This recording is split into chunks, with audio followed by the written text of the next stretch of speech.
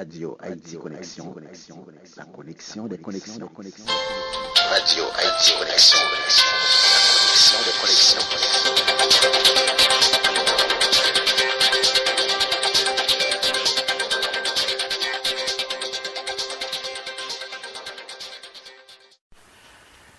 Chers auditeurs de Radio Haïti Connexion, je suis Hervé Gilbert de Haïti Connexion Network.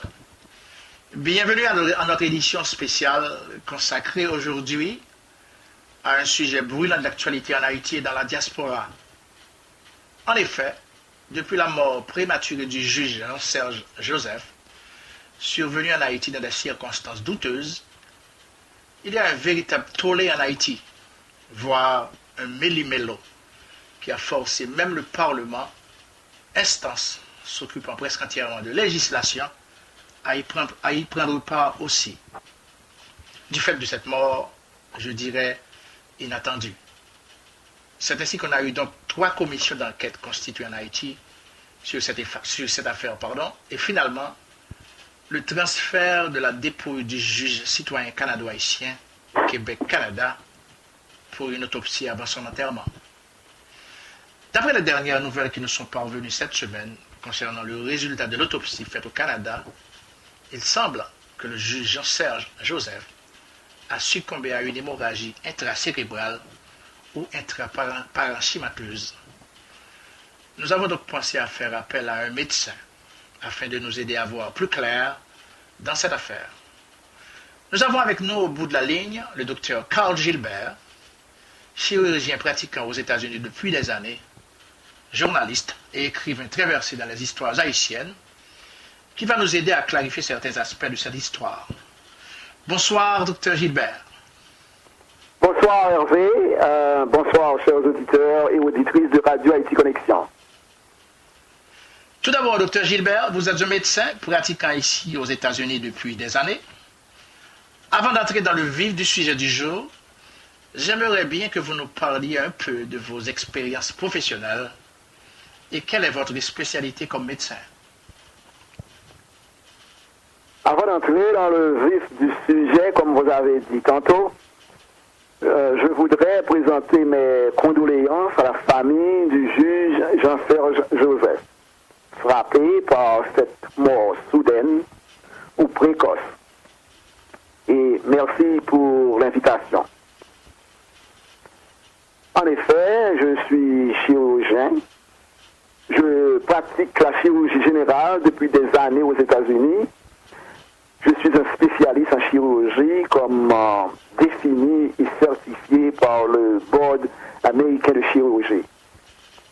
J'ai une clientèle privée très remarquable dans la ville de Little Rock, en Arkansas.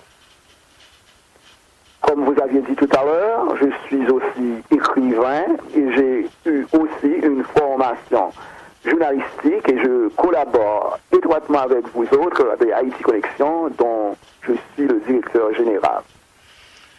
Alors, docteur Gilbert, comme spécialiste en chirurgie générale, vos champs d'activité sur le corps humain est très varié. Vous vous occupez, vous avez une connaissance assez profonde des pathologies ou maladies de la peau et des tissus mous, de certaines pathologies de la tête et du cou, des glandes endocrines, du thorax, de tous les organes abdominaux, quoi d'autre, œsophage, estomac, intestin, foie, vésicule et voie biliaire, pancréas et la rate. Aidez-moi, quoi d'autre, et des artères et des veines, etc., n'est-ce pas? Tout à fait, Hervé.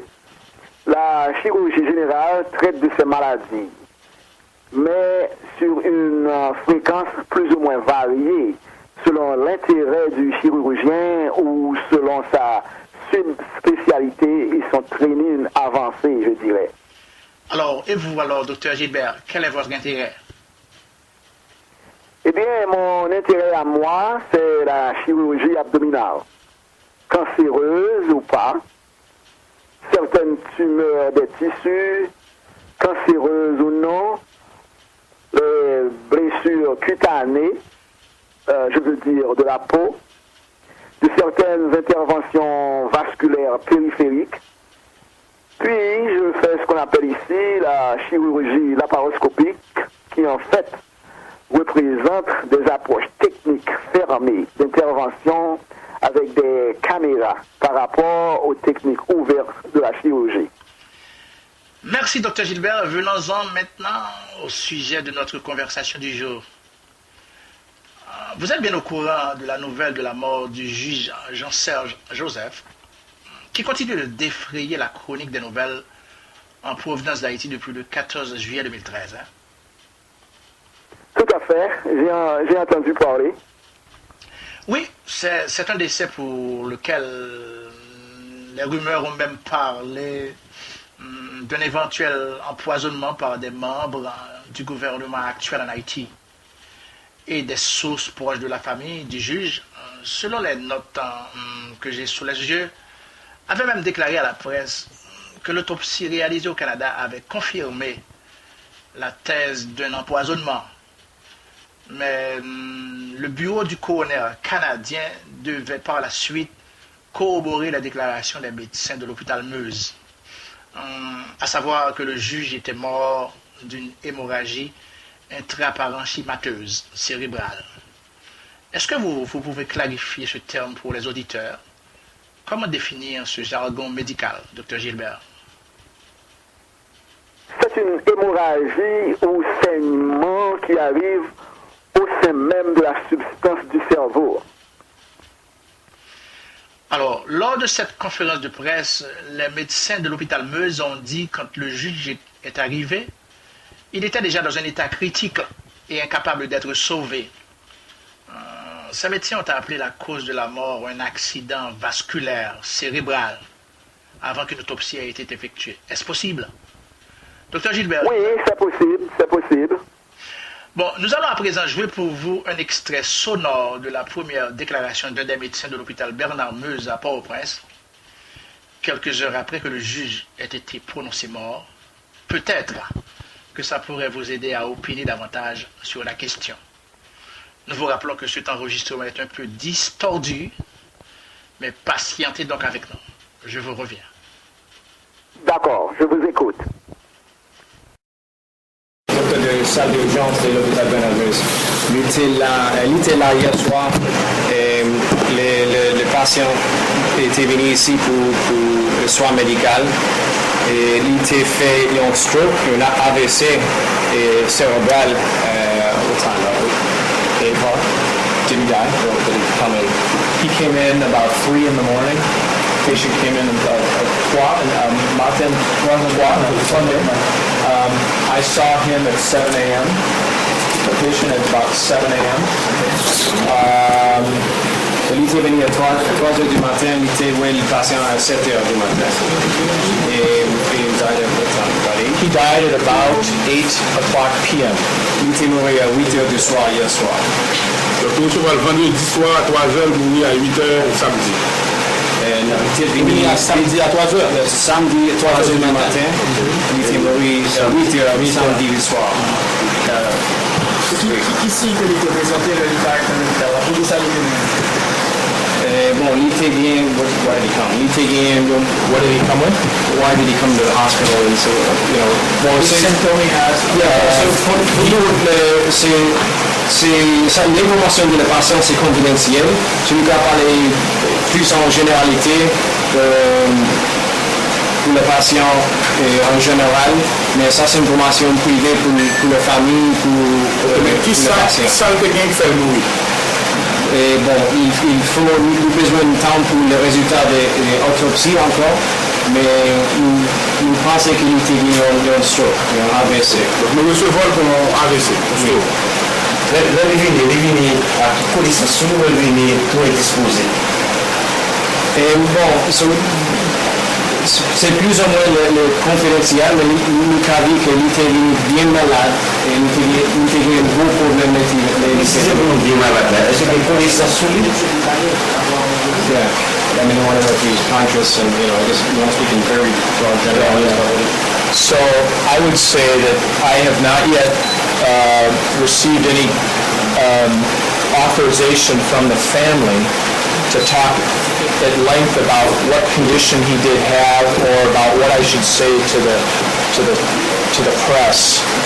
I will say that we worked as hard as we possibly could to save him and do the right thing for him and keep him comfortable. Il t'a dit qu'il t'a fait tout le bagage nous a fait ici pour lui. Il était venu bien malade. Ces informations, c'est confidentiel. Il va parler avec la famille pour connaître ça. Si nous a dit tout le monde, s'il a les féminins. Ça, je ne vais pas parler. Non, bon, c'est confidentiel. Ça, c'est même Haïti, même États-Unis, même tout pays. Est-ce que vous connaissez cardiovasculaire? Pas connaître, pas te parler, ça c'est l'histoire médicale de la patient, de la famille.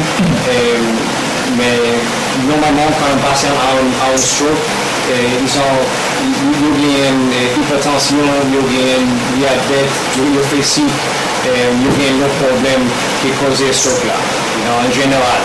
Nous n'avons pas une histoire médicale, nous n'avons pas continué de faire tension. Déjà, est-ce que son monde subit gros pression ou tension qui a monté quand même un stroke? Yeah, but he's saying in general what causes stroke. Les mouvements gros tension, ça cause un stroke. Les mouvements si pas contrôlés, il y a un stroke. C'est très commun.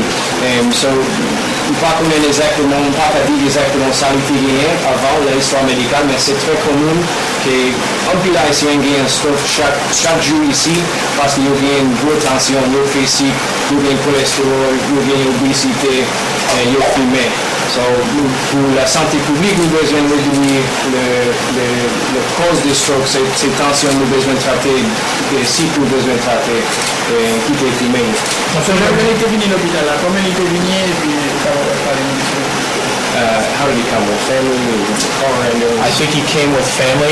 When he came, Corneli Vini Sita, moi-même pas travail hier, Vini 3, moi travail à 7, comprends? I didn't start till 7, matin, 7. Moi fait radiographique pour lui, comprends? Ou bien moi t'ai parlé avec famille, comprends? Did the patient talk to you? No. Okay. No.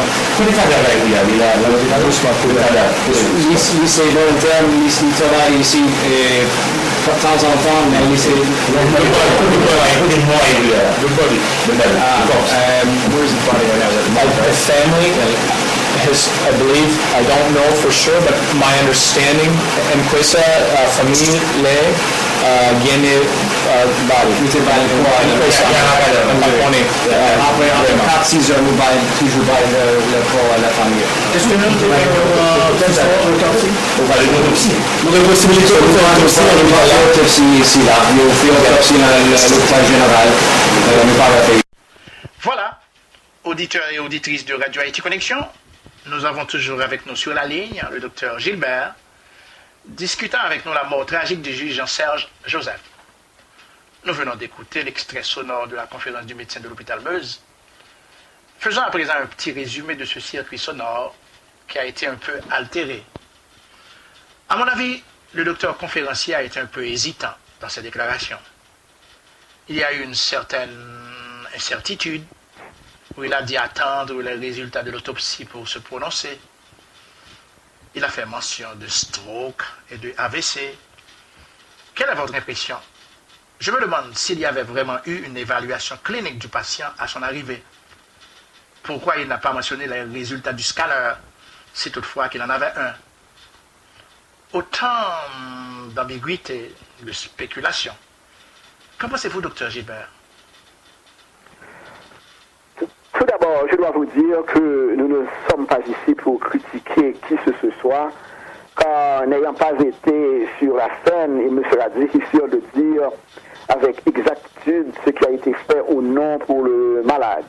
Non, je veux intervenir ici, docteur Gilbert. Toujours d'après le segment sonore, le malade était arrivé vers les 3 heures du matin. Il a été vu par un médecin à 7 heures du matin, soit 4 heures après. Et pour finir, il est mort vers 8 heures du soir. ce qui nous donne un laps de temps de 3 heures, 8 heures, 4 heures. Ce qui nous donne un laps de temps de 18 heures depuis son admission à l'hôpital. Et alors, on a parlé d'hémorragie massive cérébrale. On doit se demander alors ce qui a été fait pour arrêter cette hémorragie. Docteur Gilbert, vous avez à nouveau la parole. Haïti n'est pas les États-Unis, où le voyage d'une ambulance, d'une maison privée à un hôpital prend en moyenne 10, 11, 12 minutes. De l'endroit retiré, il y a un hélicoptère médical qui peut transférer un malade vers un centre hospitalier en 30 minutes. Ceci étant dit, nous devons adopter cependant une approche scientifique au problème. Quelqu'un tombe malade et ses proches médecins pensent qu'il a fait un accident cérébrovasculaire. Tout de suite, le patient doit, en plus des solutés, recevoir presque immédiatement à son arrivée à l'hôpital un test au scanner ou bien à l'IRM, qui est le sigle pour désigner imagerie par résonance magnétique, qui permet de détecter aussi bien que le scanner l'hémorragie intracérébrale à une phase précoce. Auditeurs et auditrices de Radio Haïti Connexion, vous êtes toujours à l'écoute de notre édition spéciale dans le cadre de notre discussion sur la mort tragique du juge. Docteur Gilbert, pouvez-vous nous expliquer ce qui peut provoquer une hémorragie cérébrale massive? Eh bien, comme toute hémorragie qui survient au niveau du corps humain ou du corps animal, l'hémorragie cérébrale est causée par une rupture, je dirais, d'un vaisseau sanguin, artère ou veine du cerveau. Cette rupture peut arriver suite à des causes différentes.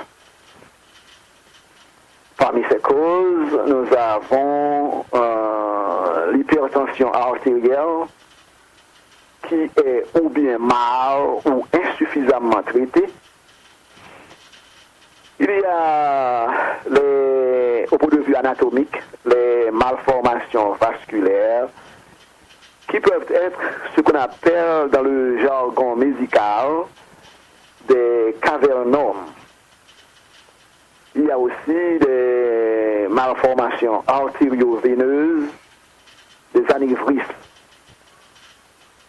Et comme autre cause de l'hémorragie intracérébrale, nous avons la thrombose veineuse cérébrale, appelée encore thrombophlébite cérébrale. Alors, j'ai prononcé en anglais thrombophlébite cérébrale, qui produit des caillots sanguins et bloque les veines cérébrales. Et si quelqu'un a une tumeur cérébrale, cette tumeur peut aussi se compliquer de saignements intraparenchymateux ou intracérébral. Mais, docteur Gilbert, l'autopsie aurait pu détecter une tumeur pour le juge, n'est-ce pas? Alors, vous dites l'autopsie? Yes. Oui, oui. En effet, c'est en général la fonction de l'autopsie pour nous dire exactement ce qui a causé cette hémorragie. Dans la grande majorité des cas que je connais, les hémorragies intracérébrales sont favorisées par la prise de médicaments anticoagulants ou antiplaquettaires. Alors, je dois ici mentionner qu'aux États-Unis et peut-être de par le monde, que nombre de gens ou patients sont maintenant sous traitement d'anticoagulants. Ces médicaments sont des produits qui sont prescrits par des médecins pour liquéfier le sang, je dirais, et éviter que ces malades ne forment des caillots sanguins, qu'en médecine nous appelons des embolies. Si alors un patient est sous anticoagulant, il peut souffrir d'une hémorragie comme effet secondaire.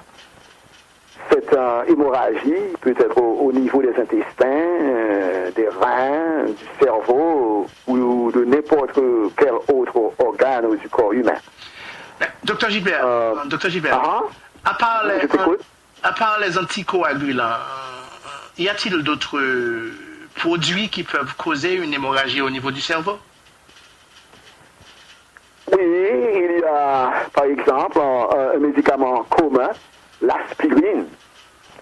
Il y a un autre assez courant, l'ibuprofène, qu'on appelle ici Motrine. Et tous les médicaments de la même famille que l'aspirine. Il y a aussi la vitamine E. Et il y a bien d'autres substances connues ou inconnues qui se trouvent dans l'environnement, parmi les plantes. Heureusement qu'il y a des tests pour déterminer si le taux d'un médicament anticoagulant est trop élevé ou pas, de façon à pouvoir réajuster les doses. Donc, en résumé, je peux dire qu'un scanner crânien rapide est donc indispensable pour orienter le traitement. Et comme j'avais dit tantôt, l'imagerie par résonance magnétique est un autre test que l'on doit faire rapidement. Certains centres feront aussi ce qu'on appelle un angiogramme si le médecin traitant pense qu'il a affaire à une malformation vasculaire comme l'anévrisme dont j'ai parlé plus haut. Docteur Gilbert, bon, mettons que quelqu'un soit en proie à une colère ou sous l'effet d'une pression psychologique. Le stress de cette colère ou anxiété, je dirais, peut-il aussi provoquer une hémorragie cérébrale massive? Je peux dire sans crainte de me tromper, Hervé, que dans certains cas, le stress peut provoquer une rupture des vaisseaux sanguins. Le stress est un facteur important dans les causes d'une maladie ou des maladies. Je ne suis pas psychologue, mais je me rappelle bien mes études à la fac. Quand le corps humain est confronté à une situation de stress, il pompe de l'adrénaline, cette substance biochimique qui provoque alors une réaction en chaîne au niveau du système nerveux ou cérébral. Le cœur commence à battre plus vite, la taille des vaisseaux sanguins du corps change. C'est comme si le corps se prépare pour affronter un événement effrayant ou émotionnel. Wow. En fait, je dirais que l'organisme dégage des produits biochimiques protecteurs, je dirais. Mais ces mêmes produits peuvent être nuisibles aux cellules cérébrales et aussi aux vaisseaux sanguins.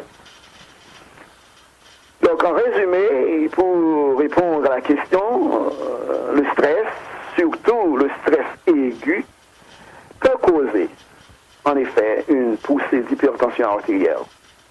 C'est ça nous dit la canon, tension en montée. Et cette poussée peut causer des ruptures de vaisseaux sanguins au niveau des organes, y compris le cerveau. Docteur Gilbert,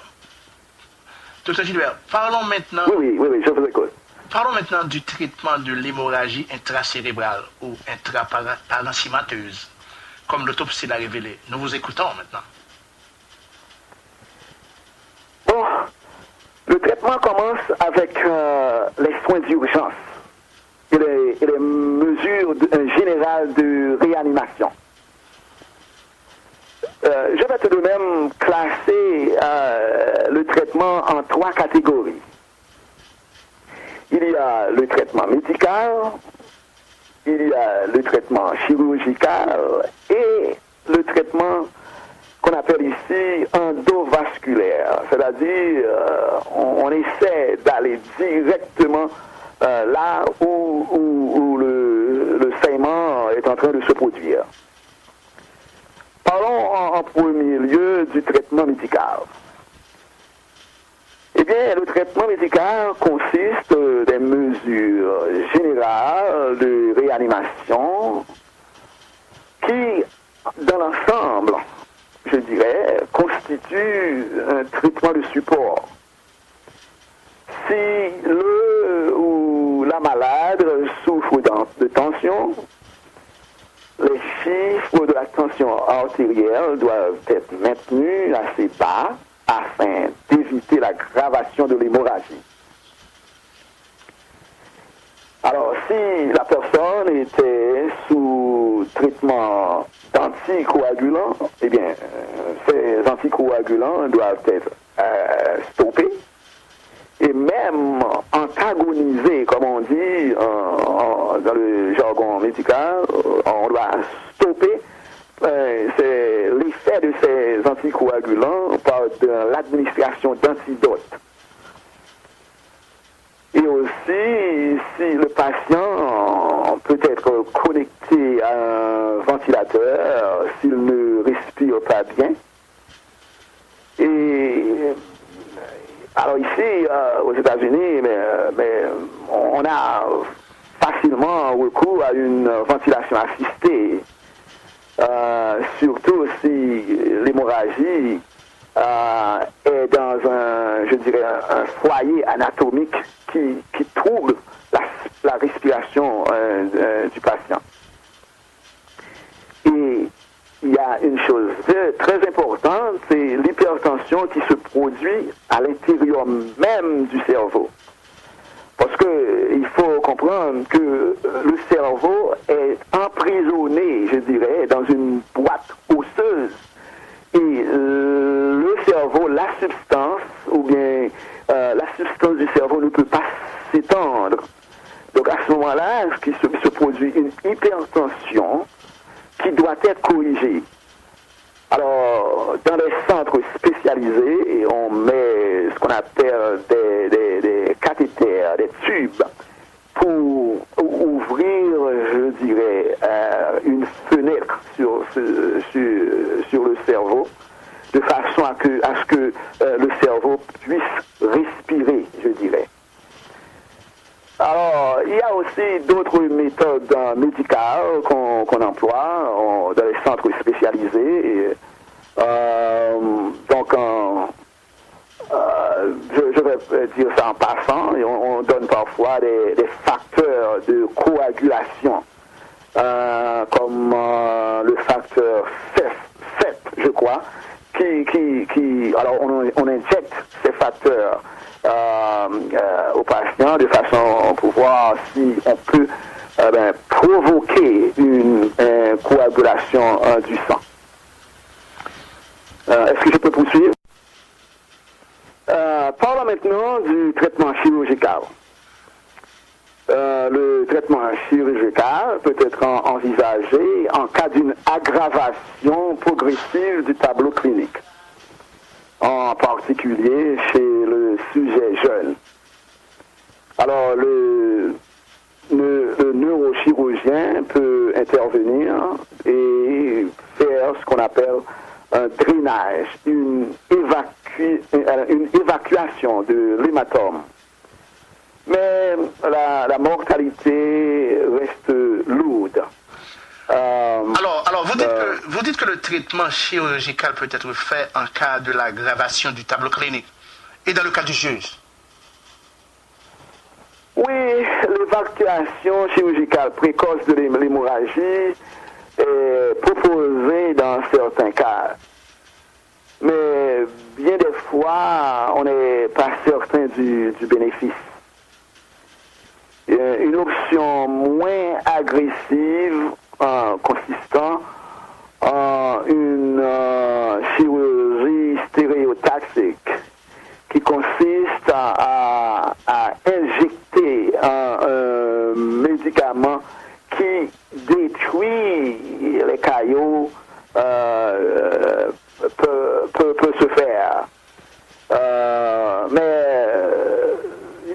on n'est pas sûr des résultats, mais certaines études on dit que les résultats sont assez prometteurs. Dans le cas du juge, comme je l'avais dit plus haut au cours de mon entretien, que n'ayant été pas sur la scène, n'ayant été pas trop, je dirais, alors je suis à distance, je ne peux vraiment pas opiner là-dessus. Donc, je vais maintenant poursuivre avec le traitement chirurgical qui aussi peut se faire dans le cas des anévrismes. Les anévrismes qui, on se rappelle, sont des malformations artério-veineuses ou des cavernums, comme de grands bassins, de grands lacs qui sont dans le cerveau. Alors, le succès du traitement neurochirurgical dépend de leur localisation à l'angiographie. Il doit être vraiment accessible aux mains du neurochirurgien. Donc, maintenant, en troisième lieu, je parle du traitement endovasculaire qui consiste à introduire, je dirais, des petits trucs à l'intérieur du vaisseau sanguin pour pouvoir arrêter le saignement qui s'écoule hors du vaisseau sanguin ou artériel ou veineux. Donc, encore une fois, cela se fait dans des centres spécialisés. Je pense que c'est tout ce que je peux vous dire en fait de traitement. Bon. Est-ce que vous avez une question? En dernier, j'ai cette question pour vous, docteur Gilbert. Maintenant, quelles leçons tirer de cet événement tragique et comment y remédier dans un pays comme Haïti? C'est une belle question, Hervé. À mon avis, les leçons à tirer sont d'ordre médical et légal. Au point de vue médical, les soins d'urgence ou le système d'urgence doivent être améliorés et les délais dans la délivrance de ces soins doivent être écourtés. Les transports de malades d'un point à l'autre du pays doivent être mieux aménagés.